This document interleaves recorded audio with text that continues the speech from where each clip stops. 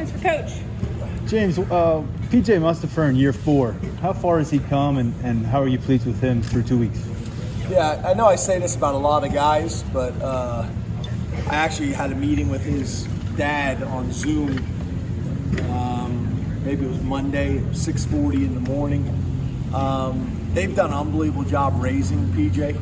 You know, their one son was a captain at Notre Dame and is now a starting center for the Chicago Bears. Dad played at West Virginia. Mom went to West Virginia. He gets it. You know, he went to a great high school that prepared him as well, and Coach Soule, who I coached at the University of Maryland. He just literally, I use him, the players get sick of hearing about it because I use him as an example all the time. He's 327 pounds. He dominated the conditioning test, could have probably passed it with the linebackers. I think his wrestling background has been huge for him. His mental and physical toughness is phenomenal. He's got a great motor. He understands leverage. I love him. I love him. I'm a huge fan of PJ's. You know, we took him to media day. He was awesome with my family. He always is. Represents the program so well. Makes plays on Saturday, not at the expense of his role. You know, there's some guys sometimes that to make a play, they go outside of the framework of the defense. PJ doesn't do that. He's going to hold his gap. He's going to do his responsibility, and that's when you have a chance to be pretty good. But he's literally the example I use all the time. I just said it, I think, yesterday after practice. You know, almost every day, Brisker and PJ Mustapher are like the two first guys out on the field. They're not just out here like they got a plan every day of what they're working on. So I love them. You know, I love them. I'm trying to figure out, you guys have heard me say it before, I'm trying to figure out how to get mom and dad to maybe have a few more, send them on one of them romantic vacations that I used to see the commercials, Mount Airy Lodge in the Poconos with the heart-shaped beds and the champagne hot tubs. You guys don't talk. Everybody's quiet looking at me like I'm a weirdo. You guys know the Poconos. Yeah, the Poconos. Exactly. My coach at East Stroudsburg used to always say, hey, this is a $500 day in the Poconos. People pay big money to come here. You're here for free. I used to hear that all the day in training camp, and the gnats were in our eyes. And that's when we did 3 days, the entire camp, which I still don't know if it was legal at that time. James, can you share any of the backstory on how this series came to be? Because it's kind of unique playing an SEC Big Ten series in a regular season. Our administration wanted to play Auburn. And so you reached out to them, and who reached out to who? No, I don't necessarily feel like that. You're constantly getting people that reach out about games. We get probably emails or contacted, probably weekly. And some make sense and some don't. But this obviously was set a while back, and it's interesting because you have all the discussions about strength of schedule, and the Big Ten already plays 9 conference games. For a while there, we didn't play any 1AA opponents because the model was supposedly strength of schedule to position our teams and our conference best for the playoffs. And that was a decision that was made, and obviously it's an exciting game and the fans are excited about it, and those types of things. It's a great opportunity for us. We've embraced it, and we've practiced extremely well. I was surprised. I think I saw something. There's only been like 3 games, I think, maybe ever. I read it somewhere between the Big Ten and the SEC in the regular season like that. Ranked opponents. Yeah, was it ranked opponents? Is that what it was? Something like that. So obviously it hasn't happened very often for some reason or another. Hey James, your name's comes up every year for jobs. Is there any reason you just don't go, hey, listen, I'm not interested in staying? I have. But I've also found and tracked this over time that really no matter what you say, people aren't happy with. So I've decided that I'm going to handle this internally, talk to our team. It happens every single year. I'm not worried about distractions in the media and with the fans. I'm worried about my team. So I talked to my staff about it. I talked to the players about it, the leadership council in detail. But I think that's the best approach. What do you tell recruits about it? Because obviously you've got a big weekend coming up, and it's a big thing to do. Yeah, we'll address it with the recruits as well. So my conversations with the recruits and my conversations with my team, we'll have, and then I know you'll call every one of them to ask what I said.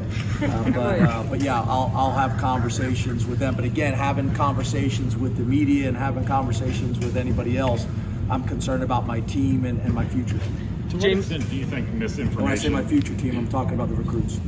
To what extent do you think misinformation is part of the cycle? A big part of it. I'd love to talk about Auburn. That's the third question we've had about it. I'd love to talk about Auburn. I think there's a lot of misinformation. The problem, in my opinion, with today's media and social media, I don't mean this as an attack on anybody here, is everybody wants to be the first to say things so they can get credit. I got an Auburn question for you. Thank you. How hard is it in a team sport for one individual to take over a game? I'm sorry, one more time. How hard is it in a team sport like football for one individual to take over a game?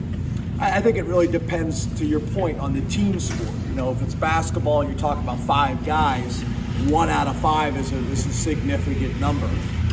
Football, you're so much more dependent because, like, even in basketball, depending if you're playing man coverage or whatever, you can kind of spread everybody out and make it a one-on-one game. We try to do similar things in football, but that can be challenging. But yeah, there's been guys that have had significant impacts, but I think it's more challenging in the game of football because you're so dependent on your teammates. If you're a running back, you're dependent on the O-line. If you're an O-lineman, you're dependent on the quarterback getting it out on time. The receivers, getting open in their routes, the receivers being dependent on the quarterback throwing it, so on and so forth. The linebackers being dependent on the defensive line to do their job. You're just so dependent in the game of football. How are you preparing for Auburn, considering that basically a brand new coaching, well, all around brand new coaching staff? How are you? That's a challenge. They've blown out the first 2 opponents, so you don't have a lot of legitimate game tape from this year. You got a new head coach, you got a new offense coordinator, you got a new defensive coordinator, and not having 2 games to really be able to kind of figure it out. Like, you watch the Wisconsin game, you learn a lot about Penn State football. We don't really have that from them, so it's challenging.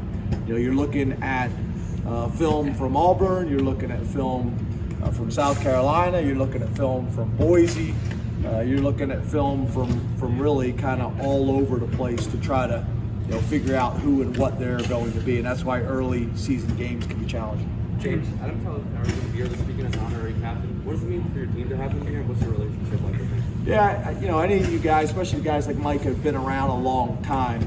Adam is an awesome guy. Obviously, was a highly recruited kid coming here. Was very well thought of while he was here. Then the injury happened. This community rallies behind all of our players. And then to see Adam battle through this and then be able to walk back and then, going to law school and getting his law degree and being on the board at Penn State. He's involved in politics now. He's just an awesome guy. He's come and talked to our team before. I think he's a great example of perseverance and positive attitude. I'm a big fan of his, so it's great to have him back. He's come back a number of times. I'd like to get him back more involved at Penn State. I think he's a voice that needs to be heard, and he's just been a phenomenal representation of our university for a long time. James, how much are nerves a factor in a game like this at this level, and can you compare it to maybe the NFL? Yeah, I think in my opinion, nerves are natural. I think it's really how you view it, like anything else in life, right? If you look at the feelings that you have, the nerves, you can describe it as nerves. You can look at it as butterflies or that sensation that you're having. You can look at it as nerves, or you can look at it as my body pumping adrenaline into my system to get me ready for an adverse, challenging situation. It's just my body priming itself to get ready. And I think looking at it that way are 2 very different, distinct ways of looking at it that I think really impact, I think, your approach and how successful and how you can use that energy, in a positive way. So I think a lot of it's just how you look at it. I think, I'm a big believer that in college, in high school, the NFL, the more you invest, the more you prepare, the more confident you become because you know what you've done to get ready for the game. And I think when the confidence is coupled with that energy that's priming you to get ready, whether you're looking at it as nervous energy or whatever, I think it's a recipe for success. Obviously, the longer you play, the more games you play, the more venues you play in, the more experience you have, you lose a little bit of that because you just have done it so many times. And again, depending on how you look at that and how you use it, it could be a positive. You're going to get less of that. If you've been in the NFL for 12 years, it's going to be very different than a rookie, obviously, and how your body reacts to that. And now you hope the experience outweighs your body priming you. You just become a vet in so many ways to know what you have to do to be ready to play at a high level. Last question. I hope that answers your question. James, you had a chance to distribute a lot of snaps on Saturday. A few days later, did you feel like any freshman or second-year players, and maybe third-year players, took a step forward on the field for you? Yeah, I apologize, Tyler. I probably would have been better prepared to answer that question on. You're on to Auburn, aren't you? Yeah. So I have all my notes, and I'm kind of thinking in that way. When is that? When Tuesday? When did we have the press conference? Yesterday, yeah. Oh, was it yesterday? Yeah. Geez, it seems like 3 days ago. I apologize. I don't know. Tyler, I can get back to you on that, but I literally. As you guys know, these are long days, and they kind of all run together. That seems like an eternity ago that we played Ball State, to be honest with you. But nobody significantly jumps out right now. But it was, I think, really valuable for us. Obviously, the one that you guys always ask about is the quarterback position. So, getting the quarterback in there and him throwing a touchdown was great.